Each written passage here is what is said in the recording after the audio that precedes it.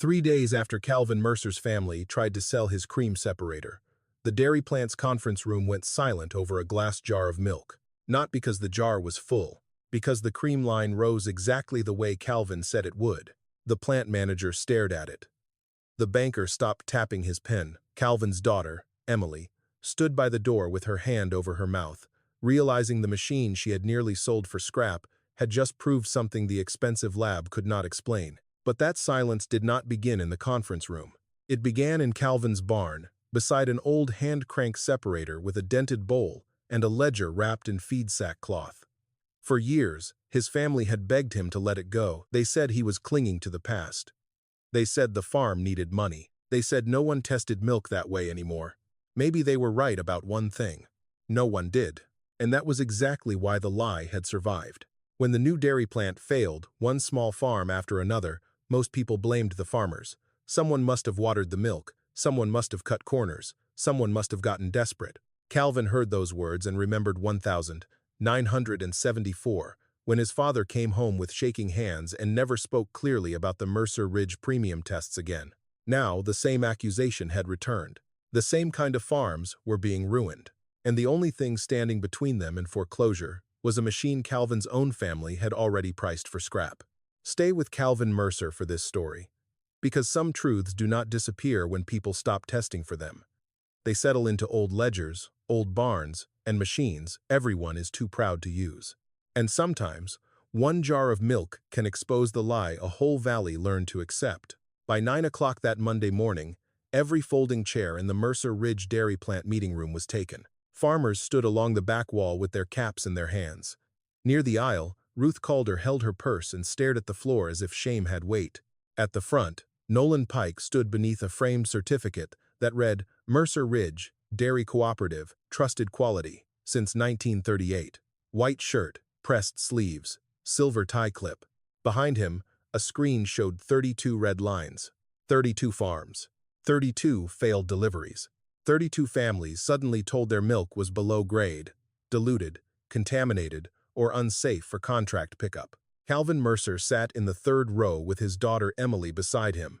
At 80, his hip hurt when he sat too long, but he had come because Ruth had called before sunrise. They said I watered it, Cal, she had whispered. They said George's cows are giving dirty milk. George had been dead 6 years. His cows were all Ruth had left. Nolan tapped the microphone. Ladies and gentlemen, I understand this is difficult, but our new testing system is certified, calibrated, and fully compliant. The results are not personal. They are scientific. Calvin felt Emily stiffen. She worked in the plant office, not the lab, but every angry glance seemed to pass over her too. That morning in the barn, she had begged him not to make things worse. Dad, she had said beside the old cream separator, please, just listen today.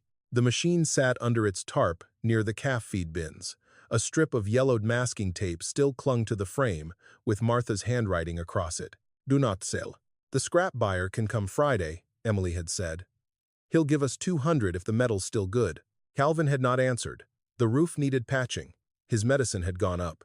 The bank had called twice. Emily was trying to save him with the only math she had left. If your farm is listed, Nolan continued, your contract will be placed on temporary hold until 3 clean tests are approved. During that time, payments will be delayed. Ruth Calder raised one trembling hand.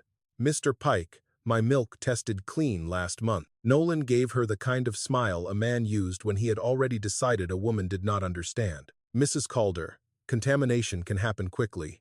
I didn't contaminate anything. No one is accusing you personally, but that was exactly what the red line on the screen had done. Calvin stood. The room turned toward him slowly. Nolan's smile tightened. Mr. Mercer? Calvin leaned one hand on the chair in front of him. 32 farms don't turn dishonest before breakfast.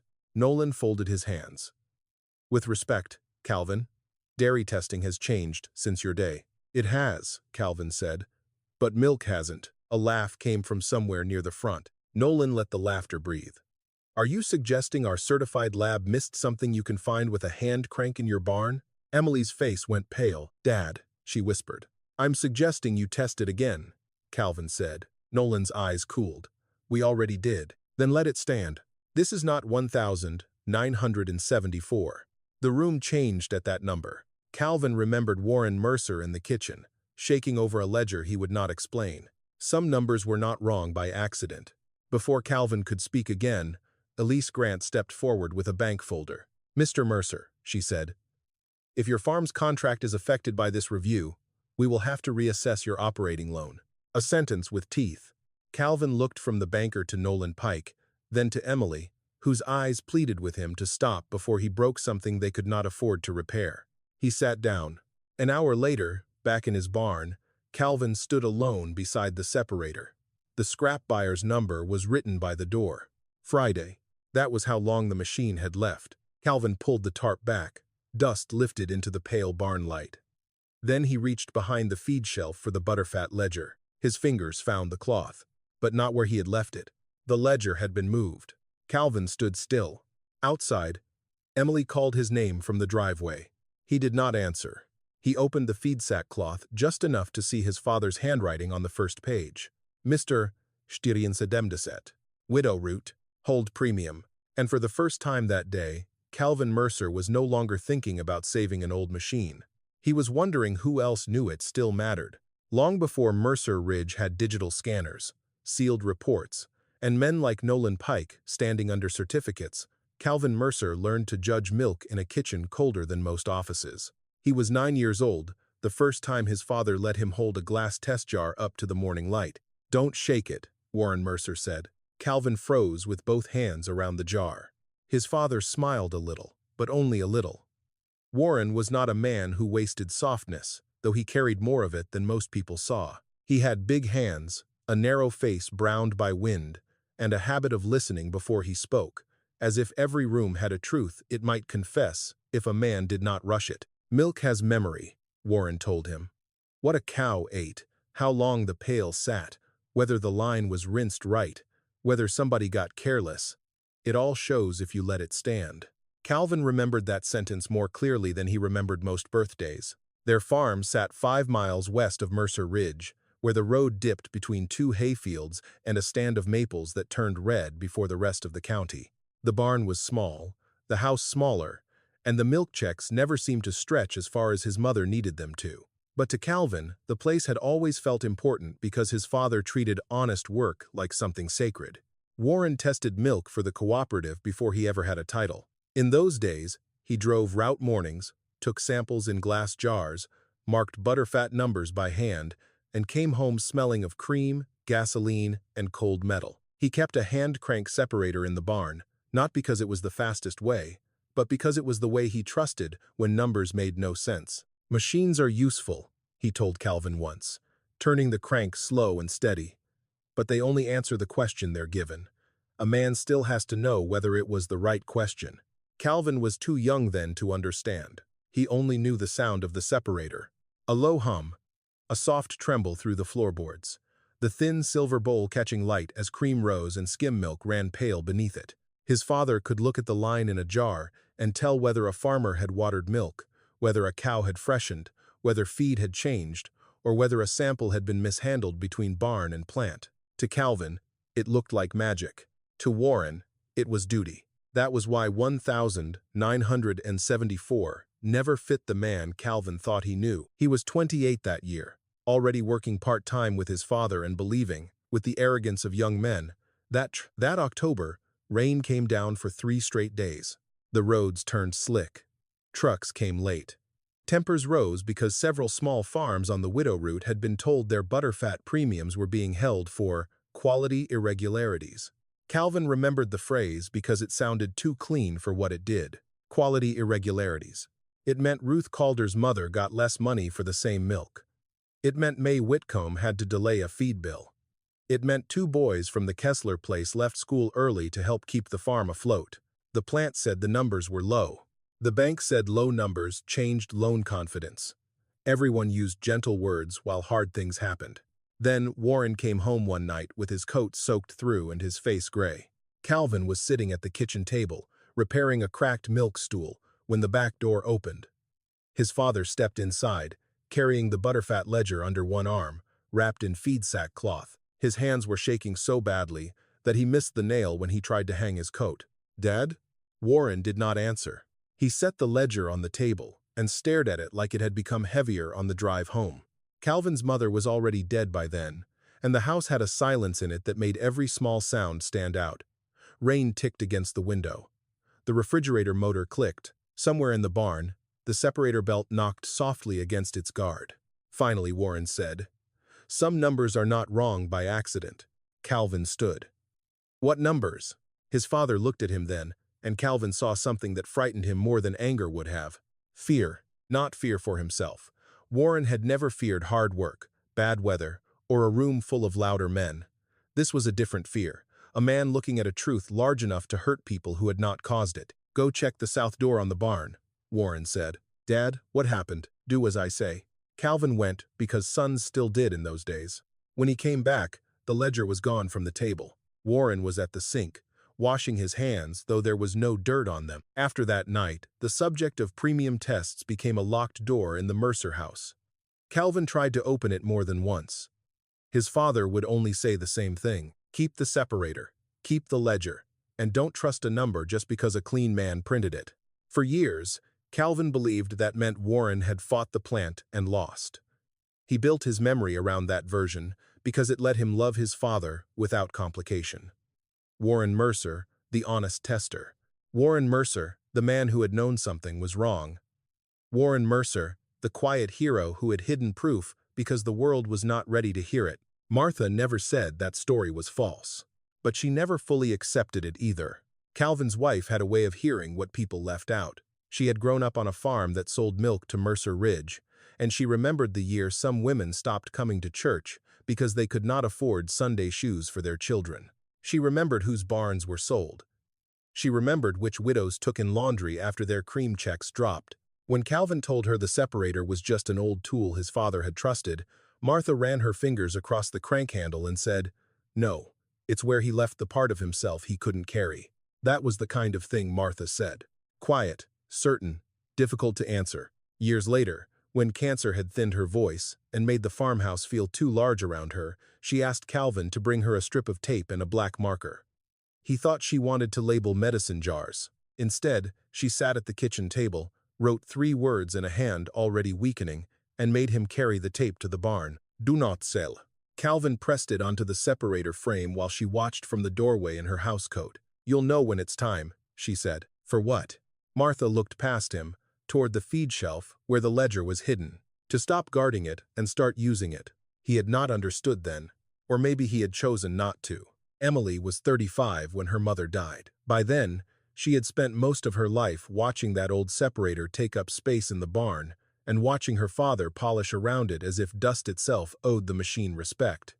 To Emily, it did not look like duty. It looked like grief that had hardened into stubbornness. It looked like unpaid bills, a leaking roof, and a father who would rather protect old iron than let his living family breathe. Calvin could not blame her for that. She had not heard Warren's voice in the kitchen. She had not seen his hands shake.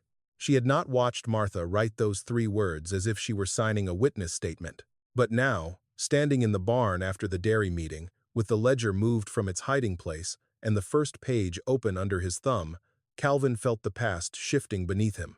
Mr. 470. Widow root. Hold premium.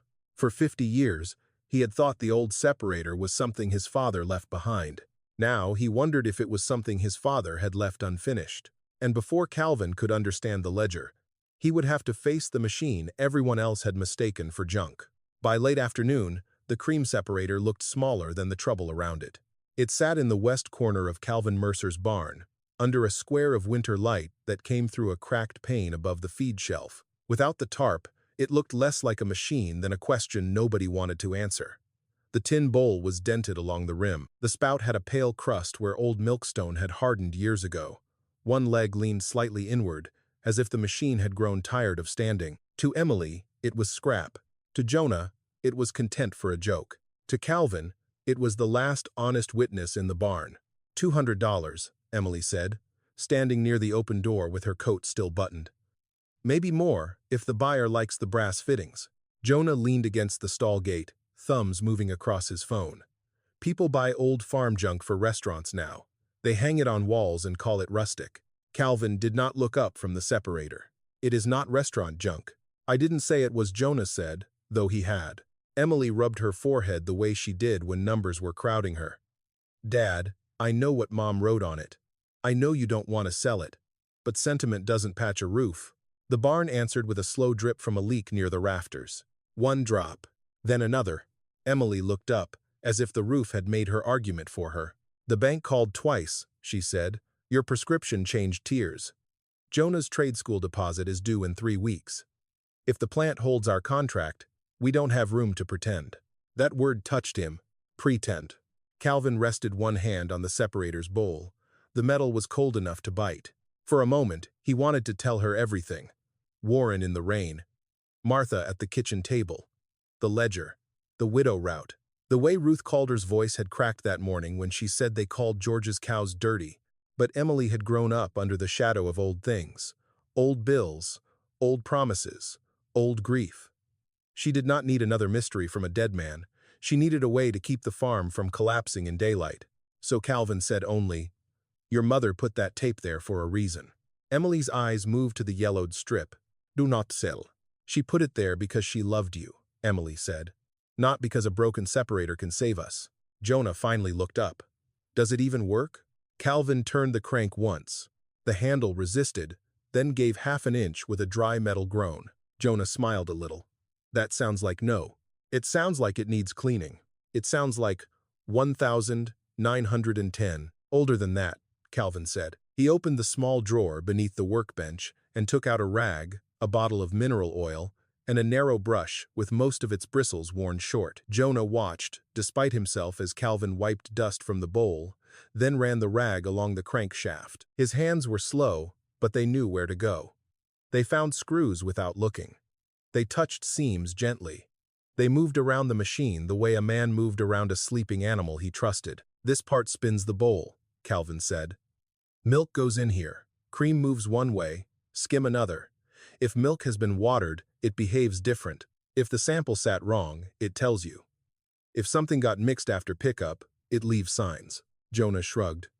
"The plant scanner does all that. The scanner reads what it is told to read. And this thing reads truth?" Calvin looked at him then. "No," he said. "A tool does not read truth. A person does. The tool only slows the lie down long enough for him to see it." Jonah had no answer for that, but he did not look back at his phone. Calvin took the feed sack cloth from the shelf and laid the ledger on the workbench. He did not open it fully, not with Emily standing there, her face already tight with worry. Instead, he checked the cover, the spine, and the old twine mark that should have lined up with the crease in the cloth. It did not. Someone had unwrapped it, not carelessly. That was what bothered him. Whoever had touched it had known enough to fold the cloth almost the same way. Almost. Calvin turned back to the separator. If the ledger had been moved, maybe the machine had been touched too. He crouched slowly, one knee complaining, and ran his fingers beneath the base. Dust came loose. Chaff. A dead fly. Then paper. Calvin paused. The paper was wedged between the underside of the iron foot and the wooden block Warren had bolted there decades ago to steady the machine. Calvin eased it free with the tip of his pocket knife. It was no bigger than a feed tag, brown at the edges, soft from age. Written on it in pencil were 3 short lines. "Mr. Stidian Sedemdeset. Lane Coxey Intake. Widow Route Hold Premium." Calvin stopped breathing for a second. The same kind of words were in the ledger, but this note had not been written like a record. It had been hidden like a warning. Emily stepped closer. "What is that?" Calvin folded the paper once. "Nothing yet. Dad." Her voice sharpened. He looked up and saw fear in her eyes, not anger. That was what made it harder. Emily was not trying to bury anything. She was trying to keep the living from being crushed by the dead. "If this is about the plant," she said quietly, "you need to be careful." "Why?" "Because people are already upset. Because Nolan is watching. Because if you accuse the wrong person, they will not just laugh at you, they will come after you. Is that what you think I'm doing? I think you're standing in a barn with a broken machine, an old ledger, and no proof anyone outside this family will respect." Jonah looked between them, no longer amused. Calvin opened the note again and read the words one more time. "Lane Coxey Intake." That had not been on the first ledger page, and that changed things, because Ruth Calder's rejected delivery had gone through lane 2 that morning. So had several others, if Calvin remembered the intake board correctly. He had noticed it at the meeting without knowing why his mind held on to it. Now he knew. The machine was still silent. The barn was still cold. But the old separator no longer looked like something waiting to be sold. It looked like something waiting to be asked the right question. Calvin slipped the note inside his shirt pocket and reached for the crank again. This time, he did not turn it for memory. He turned it to hear where the machine resisted. Because before he could prove the plant was wrong, he had to prove the separator could still speak. And the first sample he would test belonged to Ruth Calder.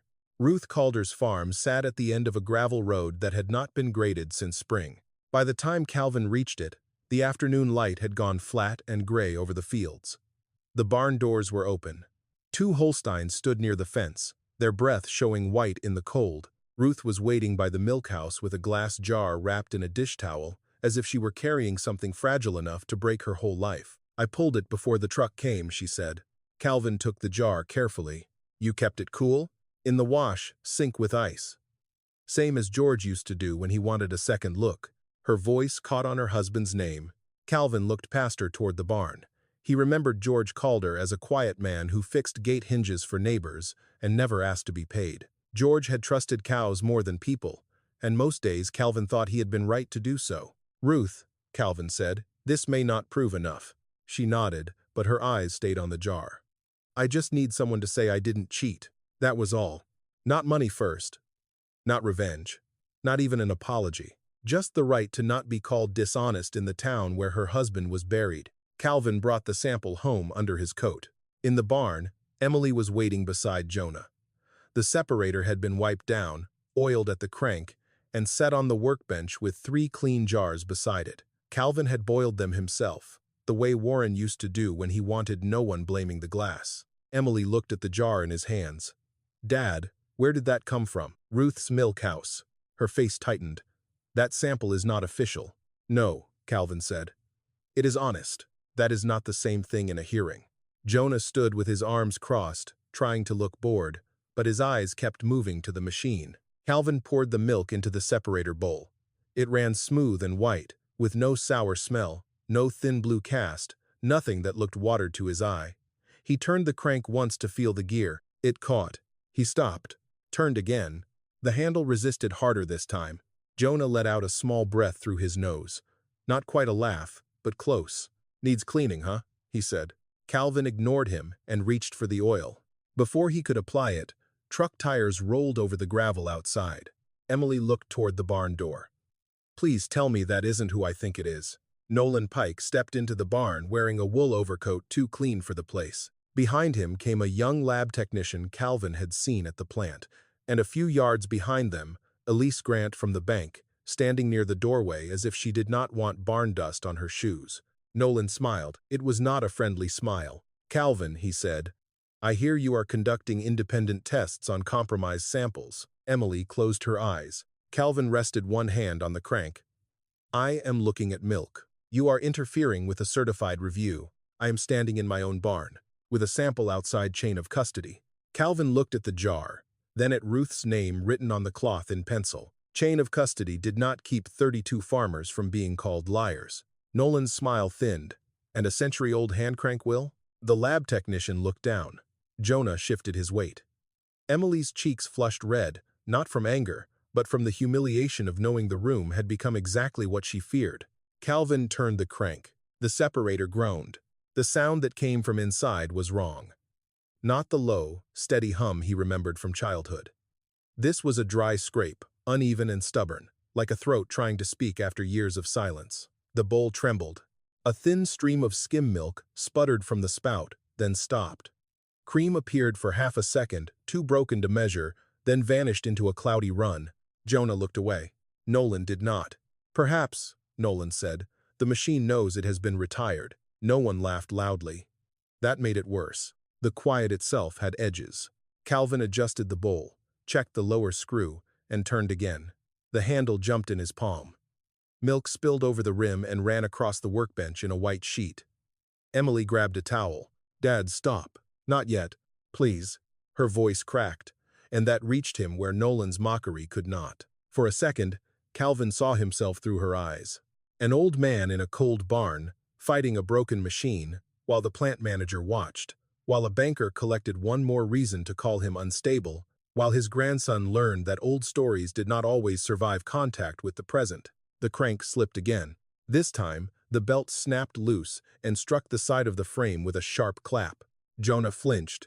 Nolan stepped back, raising both hands slightly. "I believe that concludes the demonstration." Calvin stood still, breathing through his nose. The sample had not separated cleanly. The cream line was useless.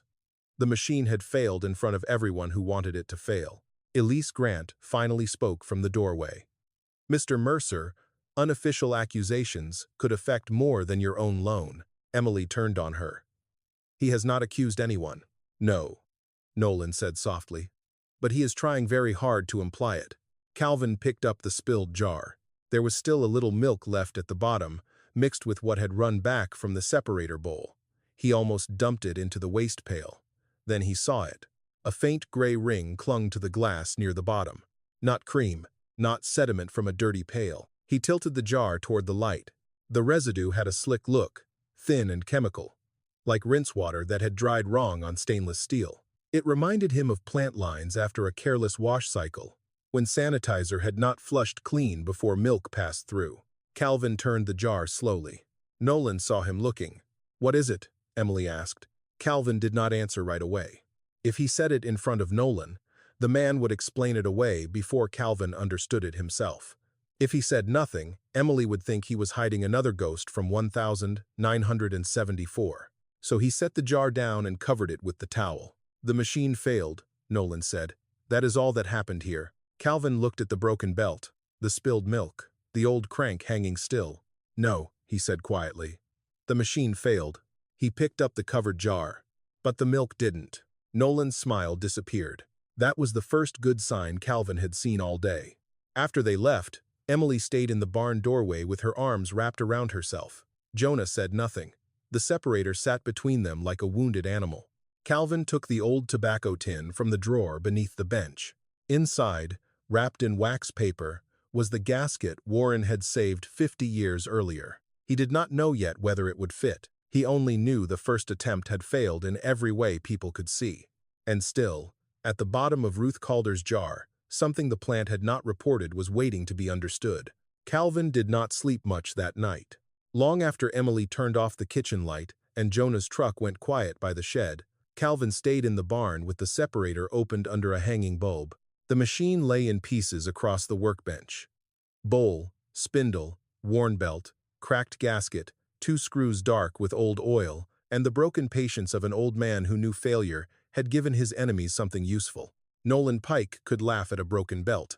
The bank could question Calvin's judgment. Emily could say he had no proof, and all of them would be right unless the separator ran clean. Calvin opened the tobacco tin Warren had left behind. Inside, wrapped in wax paper gone yellow at the folds, was a gasket cut by hand. Warren's handwriting was on the paper. "For Old Bull. Use only if needed." Calvin stared at those words longer than he meant to. "You knew," he whispered. "Not everything, maybe. Not what year the lie would return. Not whose farm would be on the line. But Warren had known enough to save one last part for one last test." Calvin fitted the gasket slowly. His fingers were stiff, and twice he dropped the small screws into the sawdust. Each time, he bent down with a groan, found them, and started again. Near midnight, Jonah appeared in the doorway. "I thought you were done with it," the boy said. Calvin tightened the lower plate.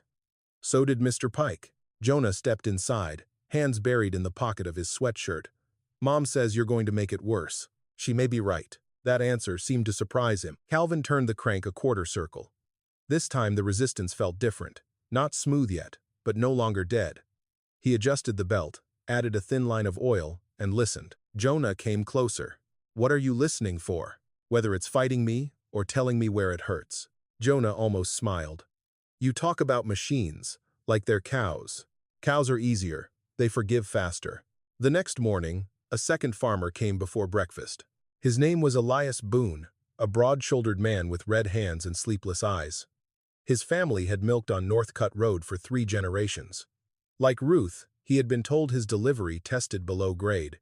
Unlike Ruth, Elias arrived angry enough to hide fear under it. "I brought a sample from the same tank before pickup," he said, setting the jar on Calvin's bench.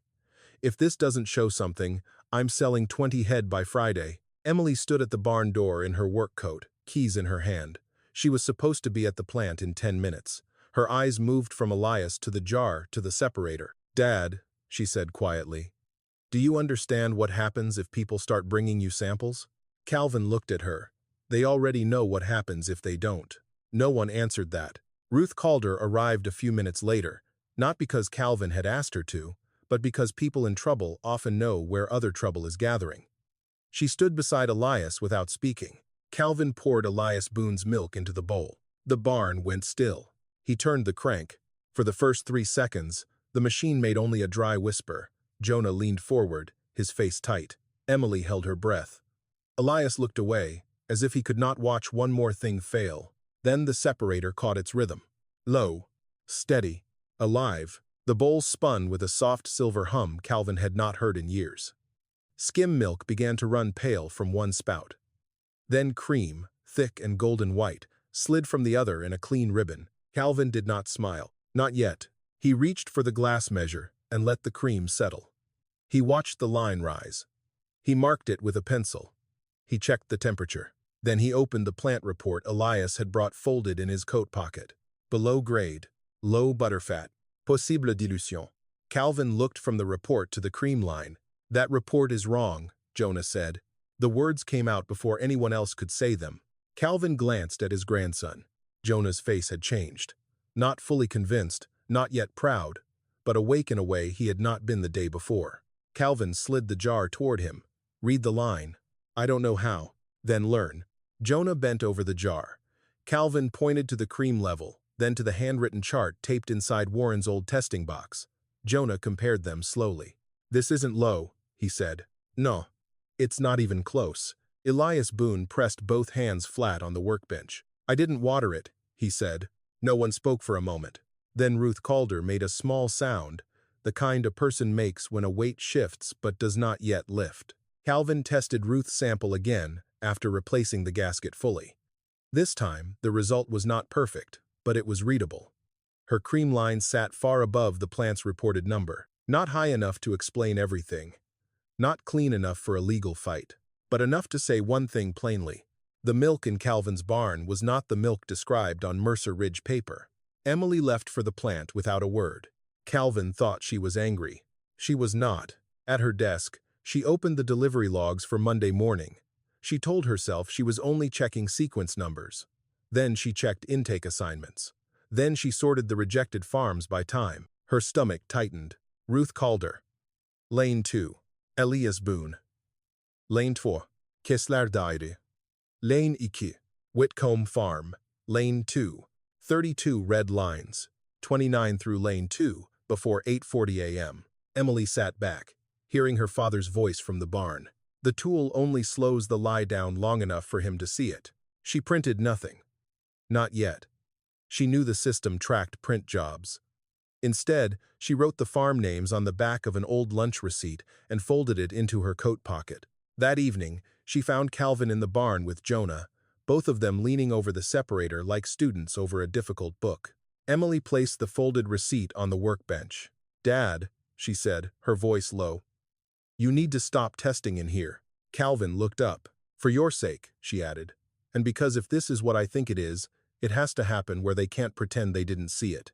She opened the receipt. Lane.v. Again and again. Calvin read the list once.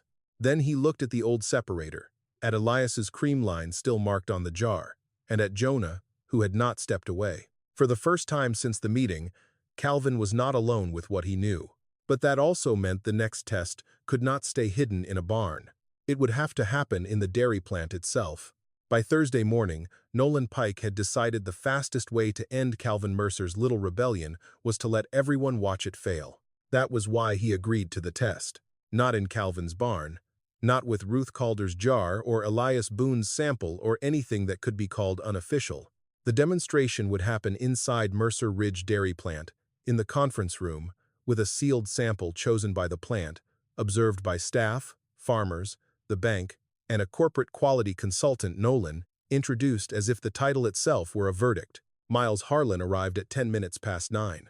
He was a narrow man in an expensive gray coat, with silver glasses and hands that looked as if they had never touched a gate latch. He shook Nolan's hand, nodded to Elise Grant, and looked at the farmers as one might look at weather. Temporary, inconvenient, bound to pass. When Calvin came through the door carrying the old cream separator, two younger plant employees turned their faces away to hide smiles. Jonah carried the testing box behind him. Emily followed last, pale and silent, with one hand in her coat pocket where the folded Lane 2 receipt still rested. The conference table had been cleared except for 3 glass jars, a sealed milk sample, a printed digital report, and a stack of forms Nolan had placed there for authority. Calvin set the separator on the table. Its iron feet made a dull sound against the polished wood. Miles glanced at it. "This is the device? This is the tool," Calvin said. Nolan smiled for the room. "To avoid any concern about sample integrity, Mr. Mercer will test a sealed sample already processed by our certified system. The official report is here." He tapped the paper. "Below grade. Low butterfat. Possible dilution." Ruth Calder stood near the back wall beside Elias Boone. Neither spoke. Their farms were not on trial in that moment, and somehow that made it worse. Every farmer in the room knew one thing. If Calvin failed now, Nolan would not just dismiss one old man. He would bury every question with him. Calvin inspected the seal on the sample. Unbroken. He checked the temperature, wiped the bowl, and fitted the jar under the cream spout. Jonah watched every movement, no longer pretending disinterest.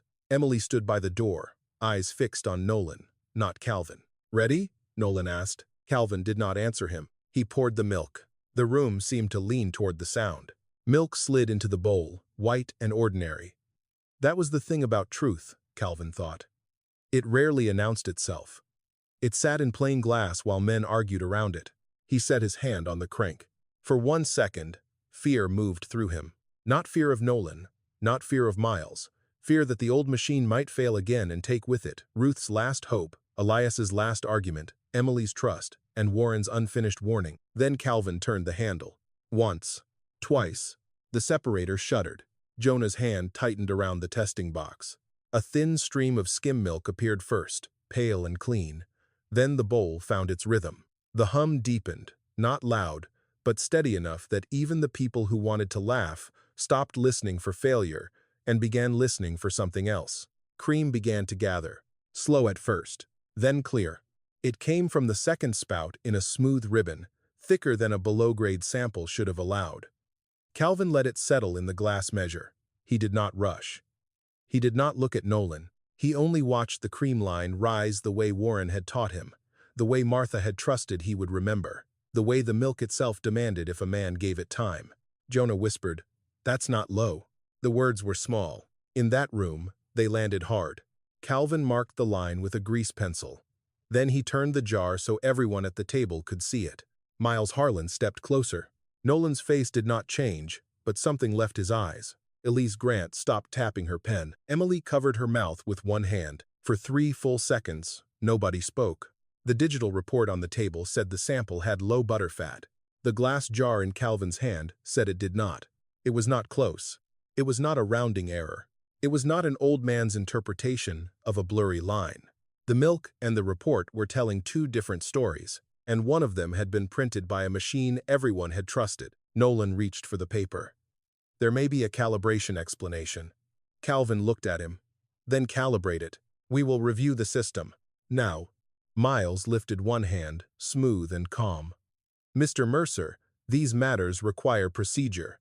A single demonstration, especially using obsolete equipment, cannot overturn certified data." Ruth Calder spoke from the back. "But it can show the data's wrong." No one laughed then. Elias Boone stepped beside her. "And if the data's wrong, who decided our milk was bad?" Nolan turned toward the farmers. "No one has decided anything final. You froze our contracts," Elias said. Elise looked down at her folder. Emily moved away from the door and came to the table. Her voice was quiet, but Calvin heard the tremor under it. "Dad," she said, "ask them to pull the matching sample ID." Nolan's head turned sharply. "Emily." She did not look at him. "Ask them," she said again. Miles's eyes narrowed, not at Calvin now, but at Emily. That was when Calvin understood something else. The test had proved the report wrong, but Emily's fear had proved the danger was larger than one machine. Nolan took the sample log from the stack. He scanned the page, then went still. Calvin saw the number before Nolan covered it with his thumb. Lane V. The same lane from the note under the separator base. The same lane from Emily's receipt. The same lane tied to the rejected farms. Nolan cleared his throat. We need to pause this meeting. No, Calvin said. It was the first time his voice carried through the room without effort. Miles stepped in quickly. For the protection of all parties, this should be handled internally until we understand whether a labeling error occurred. A labeling error? Ruth said. Miles did not look at her. Mrs. Calder, I understand emotions are high. Calvin picked up the glass jar and set it beside the printed report.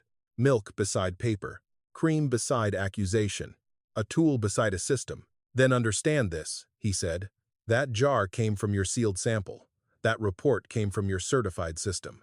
If they do not belong to each other, somebody needs to explain when they stopped telling the same truth. The room stayed silent, not because everyone believed Calvin. Not yet, but because for the first time since the red lines appeared on the screen, the plant had failed a test in front of the people it had blamed. Miles Harlan reached for his briefcase. Nolan stopped smiling completely, and Calvin knew, as he looked at the old separator still humming softly on the table, that the next fight would not be about whether the machine worked. It would be about who wanted the evidence before anyone else understood it. By sundown, Mercer Ridge Dairy Plant had locked its side doors. Not officially. Officially, Nolan Pike called it temporary access control during quality review. But farmers knew a closed door when they saw one. The intake lanes were chained. The front office blinds were lowered. A typed notice was taped to the glass, saying all suspended suppliers would remain on hold until further verification. No one said the word punishment. They did not need to. The next morning, trucks that had run the same roads for decades sat idle beside barns. Milk tanks filled with nowhere to go. Men who had once worried about feed prices now stood in their driveways calculating how many days they could dump product before the bank started using harder language. Ruth Calder called Calvin before breakfast. They won't take my root, she said. Calvin closed his eyes. Across the kitchen table, Emily sat with her coffee untouched. She had not slept. Neither had he. Between them lay the folded Lane 2 receipt, Elias Boone's report, and the jar Calvin had brought home from the plant, the cream line still marked in grease pencil like a small, stubborn accusation. They'll come after you now, Emily said. They already started. No, Dad. Her voice was low. You don't understand. Yesterday embarrassed them. Today they'll make it expensive. She was right. By noon, Elise Grant arrived at the farm in a bank sedan, carrying a folder thicker than the one she had brought to the meeting. She did not come inside. She stood in the yard between Calvin's porch and the barn, her coat collar turned against the wind. Mr. Mercer, she said, your operating loan is tied to active dairy income. If your contract remains suspended, the bank has to review risk exposure. Emily stepped onto the porch. His contract shouldn't be suspended. The plant report didn't match its own sample. Elise looked at her with something almost like sympathy. I am not here to judge the plant. Then what are you here to judge? The numbers, Elise said. Calvin almost laughed. Not because it was funny, because that word had followed his family for 50 years. Numbers, printed clean, spoken gently, used like fences. After Elise left, Emily stood very still on the porch. They asked me to turn over my office key this morning, she said. Calvin looked at her. She kept her eyes on the driveway. Paid leave, they called it. Pending review. Emily, I told you this could happen. There was no blame in her voice. That made it worse. Calvin wanted to say he was sorry, but sorry was too small for what had begun. His daughter had tried to protect him from losing the farm, and now he might cost her the job that paid for his prescriptions. That evening, Miles Harlan came alone. He did not park by the house. He parked near the barn, as if he already knew where the real conversation belonged. Calvin found him standing beside the separator, hands in the pockets of his gray coat, looking at the machine with interest he had not shown in the conference room. Mr. Mercer, Miles said, you have created a difficult situation. I didn't create it. No, but you are holding the thing that can enlarge it. Calvin said nothing. Miles opened a leather folder and placed two documents on the workbench. The first was a purchase agreement. The second was a confidentiality contract. Calvin read the number at the top. For a moment, the barn tilted. It was enough to pay the operating loan, enough to repair the roof, enough to cover his medicine for years, enough to give Jonah trade school without Emily borrowing against a future she no longer trusted. Miles watched him see it. "This is not hush money," Miles said. "It is a settlement for obsolete equipment, historical records, and emotional distress caused by a calibration misunderstanding." Calibration misunderstanding. That is the language that keeps farms open. Calvin looked at the separator. The old bowl was clean now. The crank handle waited where Jonah had left it after wiping it down. A week ago, everyone had wanted it gone for $200. Now Miles Harlan was offering enough to save everything Calvin could touch. "What happens to Ruth Calder?" Calvin asked. "Her claim will be reviewed. And Elias Boone? All affected accounts will receive appropriate attention." "That means nothing. It means what it needs to mean before lawyers get involved." Miles slid a pen across the bench. "You are 80 years old, Mr. Mercer. You do not need a war. Your daughter does not need unemployment. Your grandson does not need to inherit debt because you decided to fight ghosts from 1974. Calvin's hand moved toward the contract before he told it not to. He hated himself for that. Not because temptation was evil, because temptation was practical. Truth did not patch roofs. Truth did not refill a prescription bottle. Truth did not undo the look on Emily's face when she said they had taken her key. Miles lowered his voice. "Give me the separator and the ledger. Let us verify the issue privately. You can tell the farmers you forced a review. They will thank you. Your family will survive. No one has to dig up names that have been buried for half a century." There it was. Names. Calvin looked up slowly. "I didn't say anything about names." For the first time, Miles Harlan made a mistake. It lasted less than a second, but Calvin saw it. A tightening around the mouth. A small blink behind silver glasses. Then headlights turned into the yard. Ruth Calder's old pickup stopped near the barn. She climbed down, holding a shoebox against her chest. Elias Boone was with her. "I'm sorry," Ruth said when she saw Miles. "Calvin, I didn't know you had company." Miles closed the folder. Ruth set the shoebox on the workbench, as if it weighed more than paper should. "George kept these," she said. "His mother's slips. From when she still delivered on the widow route." Calvin opened the lid. Inside were faded premium slips, folded letters, and old payment notices from 1974. The names were familiar from the ledger. Calder, Whitcomb, Kessler, Mays Dairy, North Cut Route. One slip had a note written across the bottom in George Calder's careful hand. "Held again. Warren said keep copies." Calvin read it twice. Warren said, "Keep copies." The barn seemed to draw in a breath. Miles reached for the shoebox. Calvin put one hand over it. "No," he said. Miles's voice cooled. "You should be careful what you think that proves." "I am." Calvin looked at the purchase agreement, then at Ruth's shoebox, then at the separator that everyone had once called junk.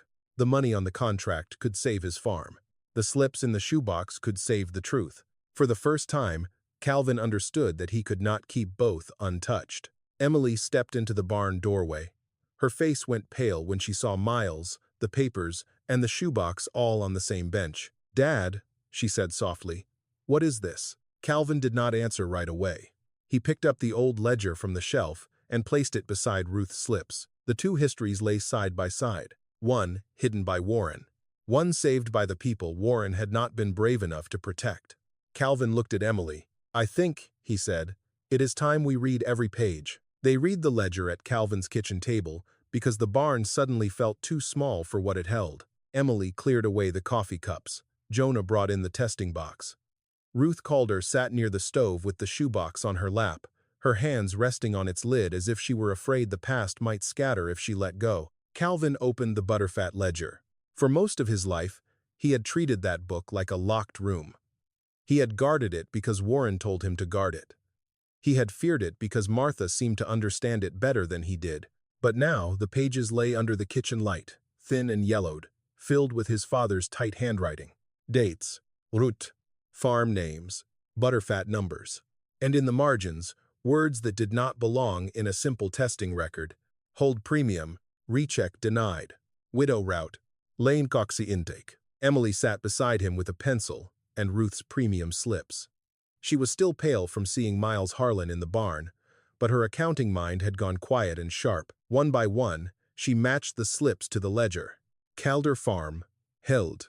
Whitcomb Dairy, held. Kessler Place, held. Mylarkin, held. Northcutt Route, held. Jonah leaned over the table. Held means they didn't pay them? Emily did not look up. It means the butterfat premium was withheld pending quality review. What does that mean in real life? Ruth answered before Calvin could. It means we got less money, and no one would tell us why. The room fell silent. Calvin turned another page. There it was again. Different names. Same pattern. Small farms. Widow-owned farms. Farms without lawyers.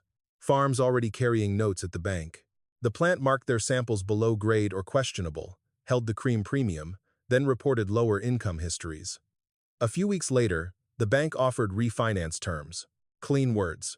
Dirty consequence. Emily pulled one old letter from the shoebox and read it twice. "Dad," she said, "this bank notice says Calder Farm's income dropped under lending threshold in November 1974. Ruth nodded slowly.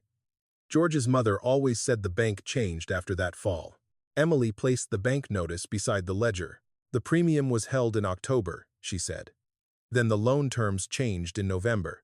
Jonah looked confused. So the plant underpaid them, and then the bank used the lower income against them? No one answered, because the answer had already filled the room. Calvin kept turning pages, faster now. He found notes in Warren's hand that made his chest tighten. Numbers don't match intake.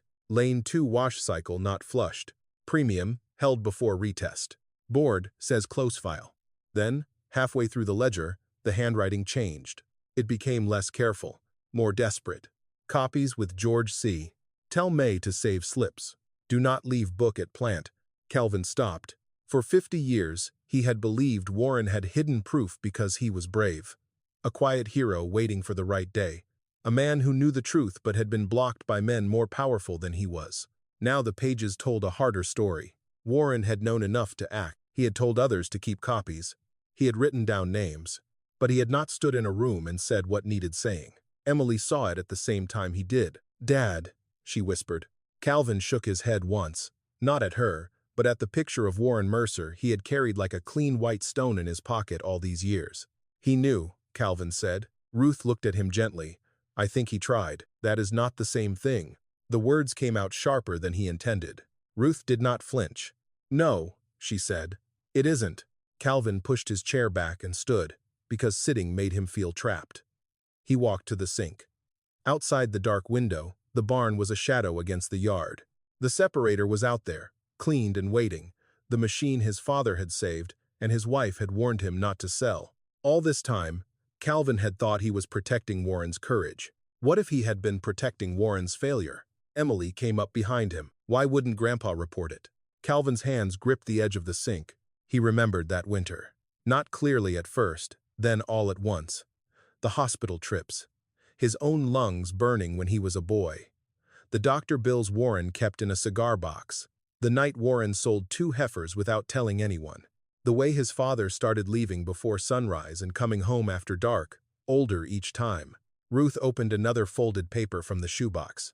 "This was from George's mother," she said. "She wrote notes on everything." She handed it to Calvin. On the back of a payment slip, in fading blue ink, were 3 lines. "Warren says he can't testify. Boy sick, Job threatened. Says keep copies until someone safer can speak." Calvin read it until the words blurred. There it was. Not innocence. Not villainy. Cowardice tangled with love. Warren had not stayed silent because he did not care. He had stayed silent because he cared about the people under his own roof and failed the people beyond it. That was worse in some ways, because Calvin understood it. He understood it too well. Emily's job, his medicine, Jonah's school, the operating loan, the roof.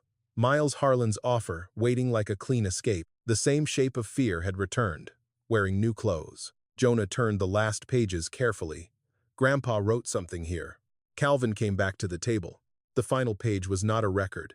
It was a letter without a name at the top. Warren's handwriting leaned hard across the paper, as if each word had been pressed down by shame. I kept the book because I was afraid to lose what was mine. I told myself copies were enough. They were not. If they do it again, don't protect me, protect them. Calvin did not move. Emily covered her mouth. Ruth Calder began to cry, silently this time. Outside, wind pushed against the kitchen window. Somewhere in the barn, the old separator settled with a faint tick of cooling metal. Calvin read the last line again. Don't protect me. For most of his life, he had mistaken guarding the ledger for honoring his father. Now he understood Warren had left him a different instruction. Not to keep his name clean. Not to keep the machine safe. Not to keep the family comfortable. To finish the truth, Calvin closed the ledger and placed his hand on top of it. When he spoke, his voice sounded older than before, but steadier. We tell all of it. Emily looked at him, eyes wet. Even Grandpa? Calvin nodded. Especially him. Ruth reached across the table and laid one of the old premium slips beside his hand. The paper was thin enough to tear, but after 50 years, it was still there.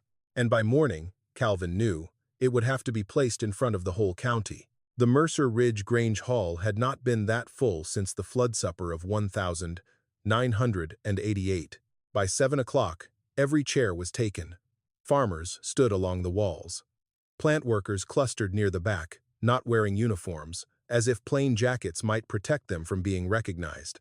County people came because the word ledger had traveled faster than any official notice. Bank people came because the word refinance had followed it. Nolan Pike sat in the front row. Elise Grant sat 2 seats behind him with a cardboard archive box at her feet. Miles Harlan stood near the side door, one hand on his phone, looking less like a consultant than a man waiting for a room to become too dangerous to stay in. Calvin Mercer entered with Jonah carrying the cream separator. No one laughed this time. The old machine was set on a folding table beside 3 things. Warren Mercer's butterfat ledger, Ruth Calder's shoebox of premium slips, and the glass jar from the conference room with the cream line still marked in grease pencil. Milk beside paper, machine beside memory, proof beside accusation. Calvin stood behind the table for a long moment before he spoke. He had imagined this differently for most of his life. In the version he used to carry, Warren Mercer's name came out clean. The plant looked guilty. The bank looked cold. The farmers received back what had been taken. And Calvin, as his father's son, stood there as the keeper of a heroic silence. But the ledger had taken that version away. So he did not begin with Nolan. He did not begin with Miles. He began with Warren. My father knew something was wrong in 1974, Calvin said. The room quieted until the old floorboards seemed to hold their breath. He wrote down names. He wrote down routes. He told people to keep copies. But he did not stand in a room like this and say it plainly. Ruth Calder looked down at her hands. Calvin swallowed once. He was afraid. Of losing his job. Of losing our farm. Of losing the health insurance that helped keep me alive when I was a sick boy. Those are reasons. They are not excuses. Nolan shifted in his chair. Calvin opened the ledger. These pages show butterfat premiums held from small farms on the Widow Route. Calder Farm. Whitcomb Dairy. Kessler Place. May Larkin. Others. The plant marked samples low or questionable. The premium was held. Then the bank treated lower income as lending risk. A murmur moved through the hall. Not outrage yet. Recognition. The terrible sound people make when something they lived through finally receives a name. Ruth stood slowly. My mother-in-law said they made George's father feel like a thief. Calvin nodded. They did it again this week. He placed the conference room report beside the jar. This sealed sample produced a cream line that did not match the plant report. The same pattern appeared through lane 2. Nolan stood. We have not completed an internal review. Emily rose from the side aisle. No, she said. But I did. Every face turned toward her. She looked frightened, but she did not sit down. I worked in the plant office. I had access to delivery logs, intake assignments, report IDs, and payment holds. I copied nothing from restricted files. She paused. But I wrote down what I saw before they took my key. Nolan's jaw tightened. Emily unfolded 3 pages from her coat pocket. Not printouts. Handwritten lists. Farm names, times, lanes, report IDs. 29 of the 32 rejected deliveries went through lane 2 before 8:40 a.m. The report numbers attached to those deliveries do not match the physical sequence of the sealed samples stored afterward. Nolan said, Emily, You are not authorized to tell people their farms were frozen by records that don't match?" she asked. The room stirred. Miles stepped forward. "This is exactly why procedure matters. Handwritten notes are not evidence." Elise Grant stood then. For the first time since Calvin had known her, she did not sound like a bank officer reading from policy. "She may not have printouts," Elise said, "but I have archive copies." Miles turned toward her. Elise lifted the cardboard box onto a chair. "I found refinance records from 1974 and 1975.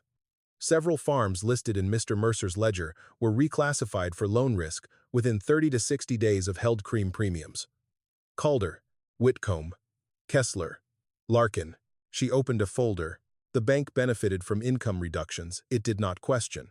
A man near the back said, "You mean the bank knew?" Elise looked at him. "I cannot prove what every officer knew. I can prove the pattern was there, and I can prove we used it." That was not a full apology. It was better. It was a beginning with paper under it. Nolan looked smaller now.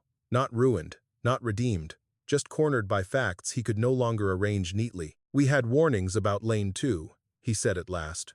The hall went still. Emily closed her eyes. Nolan continued, each word dragged out of him. "There were sanitation irregularities. Report mismatches. We believed they were calibration-related. We did not suspend the system because doing so would have affected certification and regional contracts." Ruth's voice cut through the room. "So you protected the plant before you protected the farms." Nolan did not answer. He did not need to.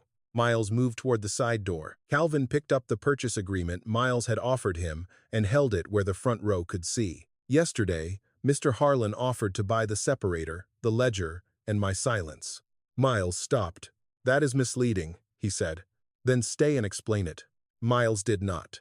But before he reached the door, Jonah stepped into his path, not threatening him, only standing there with the broad, awkward courage of someone still learning what kind of man he might become.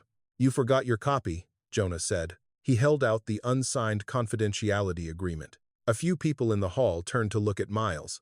That was enough. Miles left, without taking it. No one clapped.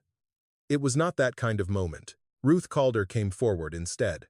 She laid one of her mother-in-law's premium slips beside the glass jar. "My husband died thinking people still whispered about his family watering milk," she said. "I want that written somewhere it can't be whispered over anymore." Elias Boone stood behind her. "And I want independent testing before any farm loses a contract." Others began to speak then, not all at once, not in chaos. One farm name after another, one withheld payment, one rejected delivery, one old shame, one new fear. Calvin listened. Then he moved the separator to the center of the table. "This machine does not replace science," he said. "It reminds science to answer to people." Emily came to stand beside him. Her face was wet, but her voice was clear. "I'll help audit the records," she said. "If they fire me, then they fire me for telling the truth." Calvin looked at his daughter, and for the first time in days, he saw not the child he had failed to reassure, but the woman who had chosen the cost with open eyes. "I am sorry," he said. Emily shook her head. "Then don't stop now." By the end of the night, 3 things had changed. The farmers voted to demand independent testing before any foreclosure action. Elise agreed to place affected farm loans under temporary freeze pending review. Nolan, under pressure from the room and his own admission, signed a statement acknowledging report mismatches connected to Lane 2. It did not fix everything. No honest reckoning ever does in one evening. But when Ruth Calder left the hall, she did not fold her rejection slip smaller. She carried it flat in one hand, beside the old premium slip from 1974. This time, the accusation had somewhere to go. And the next morning, the old cream separator would no longer belong in Calvin's barn alone. By the time spring came back to Mercer Ridge, the old dairy road sounded different. Milk trucks still rolled before sunrise. Barn lights still flickered on in the dark. Cows still lowed at gates, and farmers still carried more worry than they admitted. But after the Grange Hall meeting, no one looked at a printed report quite the same way again. Mercer Ridge Dairy Plant did not collapse overnight. Real life rarely grants that kind of clean ending. There were lawyers, state inspectors, delayed hearings, angry board meetings behind closed doors. Nolan Pike kept his job for a while, then lost authority over quality review. Miles Harlan's consulting contract disappeared first, quietly, the way powerful men preferred their exits. Elise Grant remained at the bank, but no longer spoke about numbers as if they were weather. She had learned, in front of a room full of farmers, that numbers were often choices wearing clean clothes. The first settlement did not make anyone rich. It paid for independent testing. That was Calvin's condition. Not a plaque, not a ceremony, not a display case with his name on polished brass. He wanted a small testing shed beside the farmer's co-op, with clean glass jars, locked sample storage, duplicate logs, and a rule posted on the wall in plain black letters. No farm loses a contract without a second test. Emily wrote that rule herself. After the plant placed her on leave, she did not go back to her old desk. At first, Calvin thought she was ashamed. Then, one afternoon, he found her at the co-op table with a stack of ledgers, a calculator, and 3 farmers waiting for her to explain payment holds line by line. She had taken the thing that once frightened her, the math, the reports, the fine print, and turned it around. "Numbers don't get to hide anymore," she told Jonah. Jonah, who once joked about selling the Separator to a restaurant, now came to the testing shed 3 evenings a week. He learned to rinse jars until no film remained. He learned how temperature changed a reading. He learned that patience was not the same as slowness. Calvin made him turn the crank by hand, not because it was efficient, but because the rhythm taught him to listen. "Don't force it," Calvin said one evening. Jonah loosened his grip. The separator's hum steadied. Like that, like that. The old machine had been bolted to a new table, not restored so perfectly that its age disappeared. The dent in the bowl remained. Martha's yellowed tape stayed on the frame. "Do not sell." Only now, beneath it, Emily had added a smaller strip in her own handwriting. "Use it right." Calvin noticed it one morning and said nothing for a long time. Then he touched both pieces of tape with one finger. Ruth Calder's farm survived the spring. Barely, but barely, was enough. Her contract was reinstated after independent testing cleared her herd. The old rejection slip remained in her kitchen drawer, not folded into shame anymore, but clipped beside a copy of the corrected report. On the first warm Sunday in May, she brought Calvin a pound cake and a photograph of George standing beside the milk house years before his sickness took him. "He would have liked knowing," she said. Calvin looked at the photograph. "He should have known sooner." Ruth nodded. "Yes, but sooner is gone. We still have now." That was the mercy Calvin had trouble accepting. Sooner was gone. So was Warren. For weeks after the Grange Hall meeting, Calvin could not look at his father's ledger without feeling both love and anger rise together. He had spent so many years needing Warren to be better than other men, better than fear, better than silence, better than the compromise that steals from one house to protect another. But the ledger did not allow saints. It allowed truth. So Calvin made 3 copies. One stayed in the co-op's fireproof box. One went to the county archive with Ruth's premium slips. One stayed in Calvin's kitchen drawer, not hidden under feed sacks, not wrapped like contraband, but kept where anyone in the family could open it. On the inside cover, Calvin wrote a new line beneath Warren's final message. "We finished what fear delayed." He did not know if that forgave his father. He only knew it stopped protecting the lie.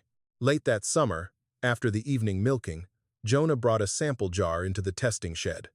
Emily stood near the doorway with a clipboard.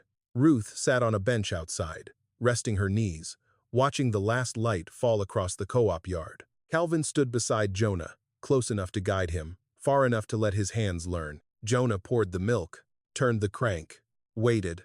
Cream rose slowly in the glass bowl, pale and steady, forming a clean line under the shed light. No one spoke until it settled. Then Jonah marked the line with a grease pencil, just as Calvin had done, just as Warren had done before shame taught him to hide what he knew. Calvin listened to the separator hum. For years, he had thought the machine was something old the world wanted gone. Then, he thought it was proof. Now, he understood it was a question, one generation asking the next whether they would have the courage to look carefully before they judged. Outside, a milk truck passed on the road. Inside, the cream line held still.